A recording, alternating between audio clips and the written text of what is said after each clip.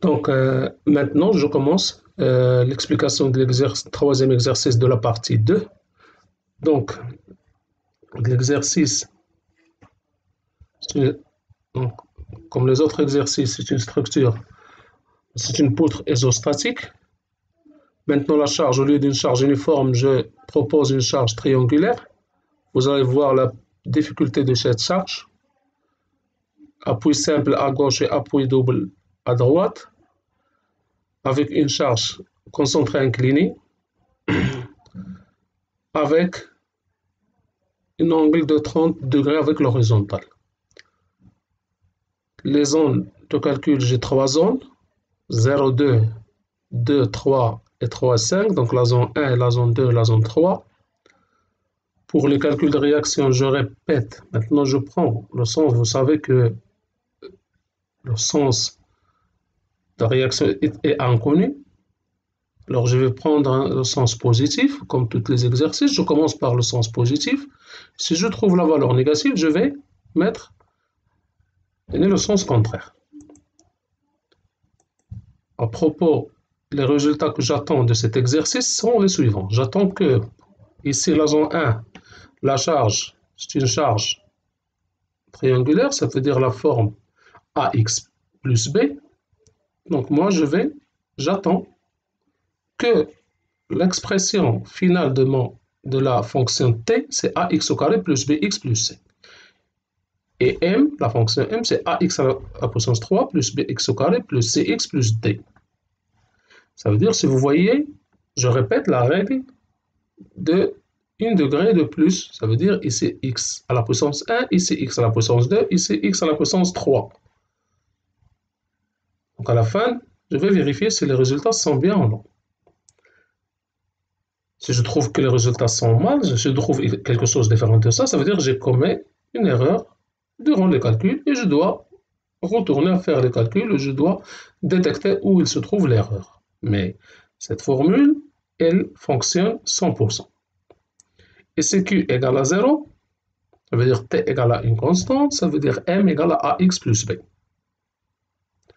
Zone 3, entre 3 et 5, donc Q égale à 0, T égale à une constante, alors j'attends que M égale à AX plus B. Donc, à la fin de l'exercice, on va voir si je vérifie cette condition ou non. Donc maintenant, je commence par les calculs des réactions.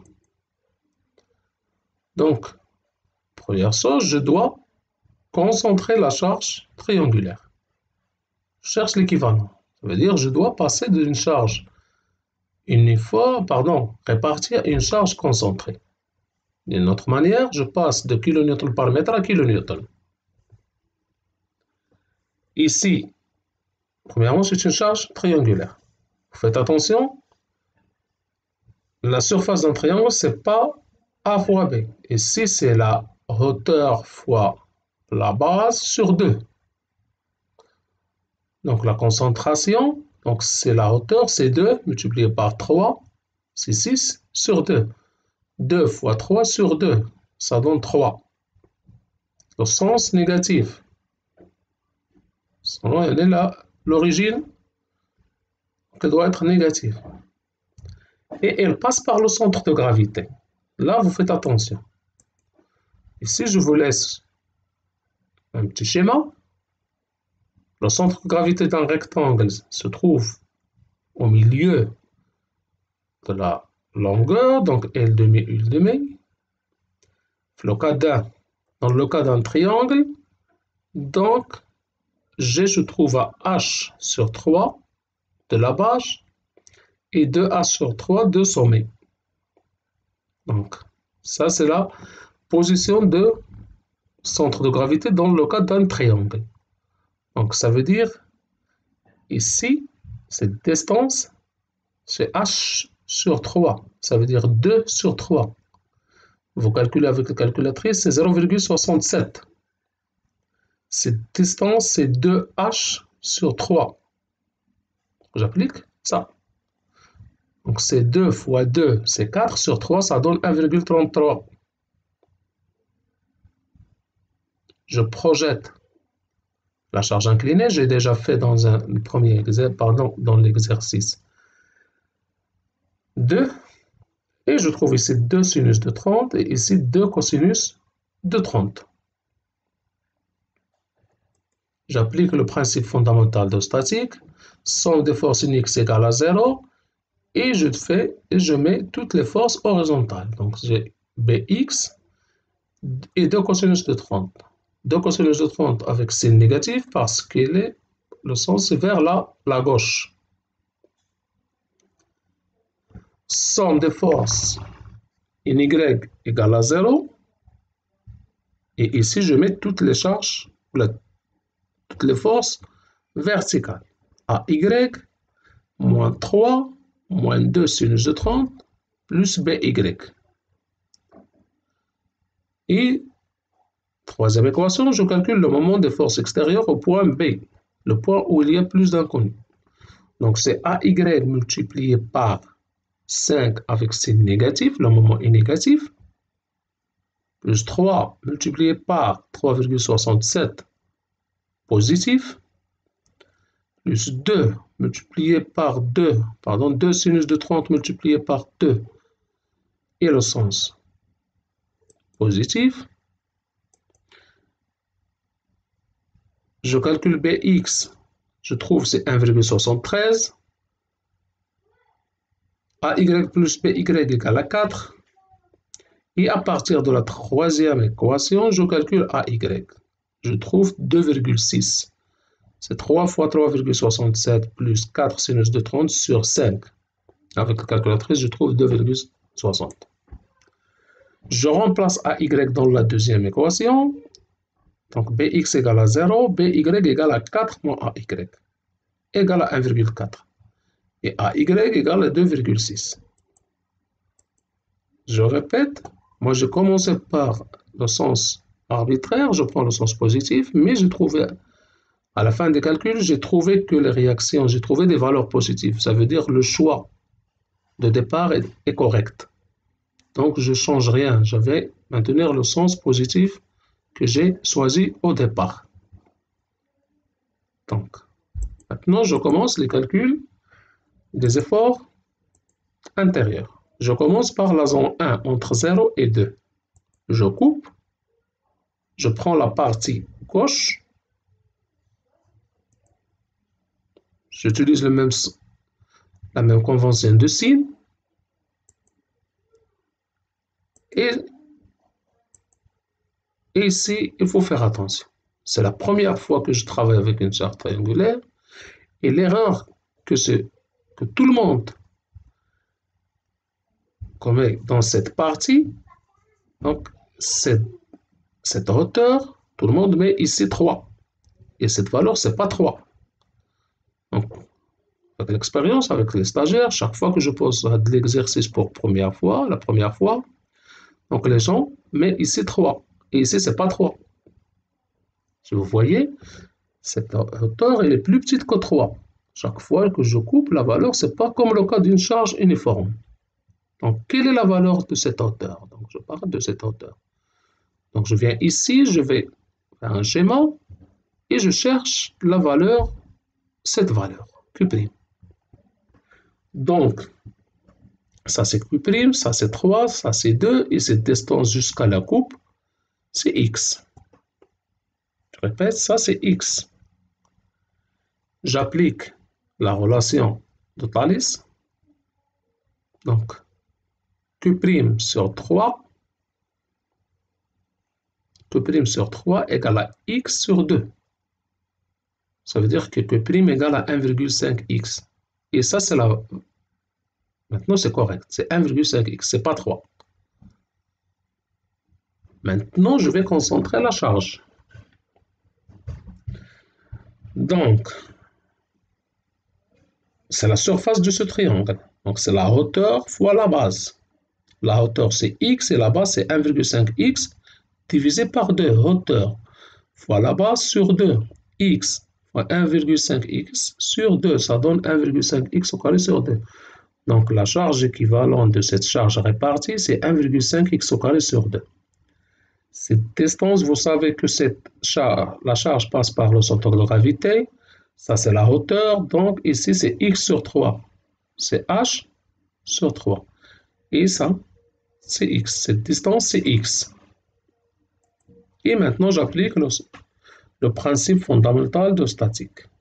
Dans la zone 1, entre x entre 0 et 2, somme des forces in x égale à 0 égale moins nx. Les charges. Je mets toutes les charges horizontales. Somme des forces in y égale à 0 égale 2,6 moins 1,5 x carré sur 2 plus t. Ce que vous voyez ici. Troisième équation, c'est somme des moments de force extérieure au point C. Le point C, c'est la coupe. C'est moins 2,6 fois x plus 1,5 x carré sur 2 fois x sur 3. C'est ça ce que j'ai écrit ici. S'il vous plaît, essayez de mettre seulement les distances que vous allez utiliser. Moi, j'ai besoin d'une distance pour calculer le moment de la réaction 2,6 et j'ai besoin d'une distance pour calculer le moment de 1,5 x au carré sur 2. Ce n'est pas la peine de remplir parce que sinon, vous trouvez des problèmes pour faire les calculs. Donc, je développe, je trouve que nx égale à 0, tx égale à 0,75 x au carré moins 2,6 et m de x c'est moins 0,25 x à la puissance 3 plus 2,6 x. Zone 2. Non, je calcule NTM dans la zone 2. Je coupe entre 2 et 3. Si vous voyez, je coupe ici. Et je trouve le résultat. Je prends la partie gauche de la structure. J'ai deux parties, je prends la partie gauche. Maintenant, je vais concentrer la charge triangulaire. Donc, c'est la hauteur fois la base sur 2. Donc, c'est 2 fois 3 sur 2. C'est 3. Et elle passe par le centre de gravité. Donc, le centre de gravité, c'est 2 sur 3. Ça, c'est 2 sur 3. Vous faites la calculatrice, vous trouvez 0,67. Ça, c'est 2 fois 2 sur 3. Je répète, 2 fois 2, parce que 2, c'est h. 2h sur 3. S'il vous plaît, je mets ici les distances que je vais utiliser pour le calcul de moment. J'ai besoin de cette distance, c'est x. Et j'ai besoin de cette distance, c'est x moins 1,33.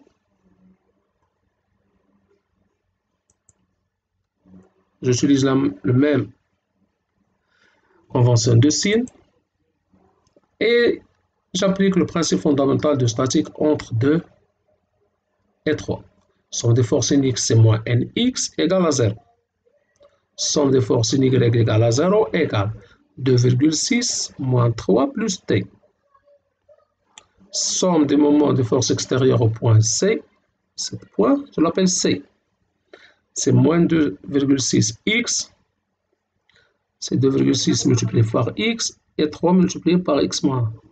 Donc c'est moins 2,6 x, donc je vais comme ça, je cherche le point C. Plus 3, donc je me positionne ici, dans ce point, je cherche la flèche et je cherche le point. Comme ça. Donc je répète, je me positionne ici, dans cette point, je cherche la flèche, et après je cherche le point C. Et si vous voyez, une rotation positive. Donc c'est pour cela que je mets positif. Si je développe, je trouve que nx égale à 0, tx égale à 0,4, et mx c'est moins 0,4, x plus 4. Maintenant, je calcule les fonctions nt, m dans la zone 3. Je coupe entre 3 et 5. Je prends la partie gauche. Je concentre la charge triangulaire, c'est 3. Donc, comme vous voyez, ici c'est 0,67 et ici c'est 1,33. Ça c'est h sur 3, le h c'est 2. Ici c'est 1,33, c'est quoi? C'est 2h sur 3. C'est 2 fois 2 sur 3. Je dois projeter la charge inclinée. C'est 2 sinus de 30, 2 cosinus de 30. je calcule le moment des forces. Là, je calcule le moment de 2,6, le moment de 3 et le moment de 2 sinus 30. Pourquoi je ne calcule pas le moment de 2 cosinus 30? Tout simplement parce qu'il passe par le point. Donc, c'est pour savoir si j'allonge un petit peu, ou là je prolonge cette ligne, je vais passer par le point C. Donc, le moment de 2 cosinus 3 au point C, c'est 0. Le moment de t au point C, c'est 0. Le moment de n au point C, c'est 0. Donc, seulement, je dois calculer le moment de 2,632 sinus de 30. Donc, 2,6 multiplié par x, 3 multiplié par x moins 1,33 et 2 sinus de 30 multiplié par x moins 3. C'est ça. Donc, c'est, je répète, somme des forces sin x, c'est moins nx moins 2 cosinus de 30. Somme des forces sin y, c'est 2,6 moins 3 moins 2 sinus de 30 plus t égale à 0. Somme des moments égale à moins 2,6x plus 3x moins 1,33 plus 2 sinus de 30 multiplié par x moins 3 plus m de x. Vous n'oubliez pas le m de x, s'il vous plaît. Donc, n de x égale à moins 1,73, t de x 1,4, m de x c'est moins 1,4x plus 7. Maintenant, je procède au traçage. Premièrement, le tableau résumé des résultats. Donc, zone 1 entre 0 et 2, zone 2, x entre 2 et 3, zone 3, 3 et 5. Et là, je mets le résultat que j'ai trouvé avant. Je calcule n de 0, c'est 0. n de 2, c'est 0. Là, je suis dans la zone 1. Passe la zone 2, n de 2, c'est 0. n de 3, c'est 0. Je passe la zone 3, n de 3, moins 1,73. n de 5, c'est moins 1,73, constant. T, T de 0, T de 2, T de 0 moins 2,6, T de 2 c'est 0,4. Donc, ici, je dois résoudre l'équation de Tx égale à 0. Négatif, positif, s'il vous plaît, c'est très important. Négatif, positif. Si j'ai positif ici, ici, positif, je ne dois pas faire ça. Si j'ai négatif ici et négatif ici, je ne dois pas calculer Tx égale à 0. Je dois résoudre l'équation Tx égale à 0 dans le cas où une valeur elle est négative et autre valeur elle est positive, ou le contraire. Donc j'ai trouvé que x égale à 1,86. C'est le point où le moment est le maximum. Je calcule m. Le moment maximum, c'est m. C'est le moment de 1,86. Donc je remplace ici par 1,86. C'est la zone 1, s'il vous plaît. Faites attention, c'est la zone 1. Je remplace x par 1,86, je trouve 3,23. Et je fais le même travail dans tous les points et je trace. Donc là, vous avez le traçage. Donc, entre 0,3, n il est nul. Après, donc c'est moins 1,73 et il est constant dans la zone 3. T, donc on a D, T de 0 c'est moins 2,6 et T des 2 c'est 0,4. Entre les deux points, donc ici c'est une erreur, s'il vous plaît, c'est sûrement, donc c'est très bien avoir une erreur dans un exercice pour, moi je vais le corriger, mais vous pouvez me dire, monsieur, vous avez tracé une droite, et ça c'est pas une droite. Ici c'est un parabole. Il faut faire attention. Donc ça c'est pas bon. Donc je dois faire la courbe. Je dois faire la courbe. Je vais voir. Moi je crois que c'est pas bien calculé.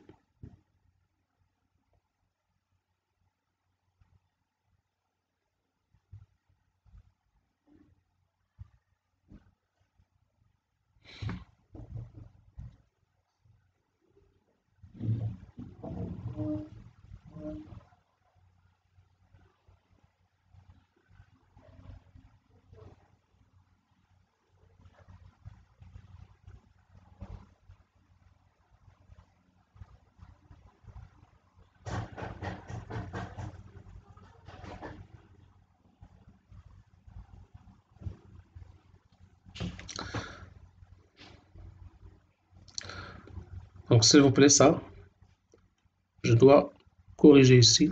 Je dois mettre une courbe, un parabole. C'est pas bien. Donc, il faut corriger ça. S'il vous plaît, vous le corrigez si vous essayez de faire l'exercice. C'est un parabole, c'est pas une droite. Donc, entre 2 et 3, la fonction, elle est constante, c'est 0,4. Et entre 3 et 5, la fonction elle est constante, c'est 1,4. Ici, c'est 1,4. Maintenant, je vais tracer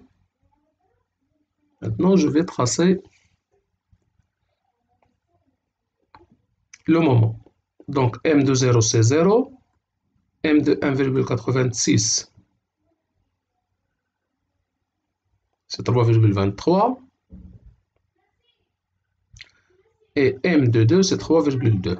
Donc, c'est 3,23, c'est le maximum. Donc, je trace, j'ai besoin de 3 points. J'ai besoin normalement de 4 points ici. Parce que c'est AX à la puissance 3. Donc, j'ai besoin de 4 points. Mais je peux mettre une point ici et je trace. M de 2, c'est 3,2. M de 3, c'est 2,8. Et entre 2 et 3, c'est une droite. Donc, maintenant, c'est bon. Donc, seulement, vous devez corriger de l'erreur. Ici, c'est un parabole. Et entre 3 et 5, c'est une droite. Donc, j'espère que vous avez profité bien de la deuxième partie. Donc, la différence entre la première partie et la deuxième, donc la première, ce sont des exercices simples. Maintenant, j'ai introduit des charges concentrées inclinées, donc je dois projeter. J'explique un petit peu le problème des signes des charges, pardon, des réactions.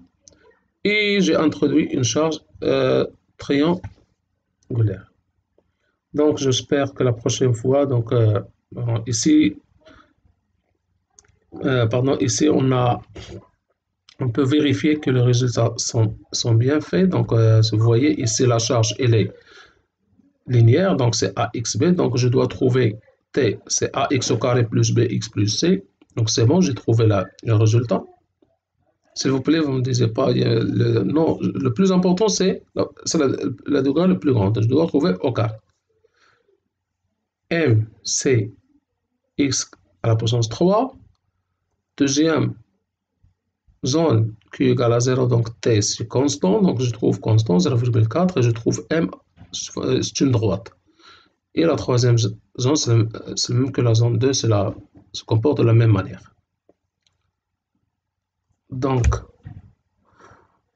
la prochaine fois, donc, la semaine prochaine, je vais vous proposer 2 exercices. Donc, là, ça, ce sont les exercices qu'on va présenter dans les vidéos suivantes. Donc, merci et à bientôt.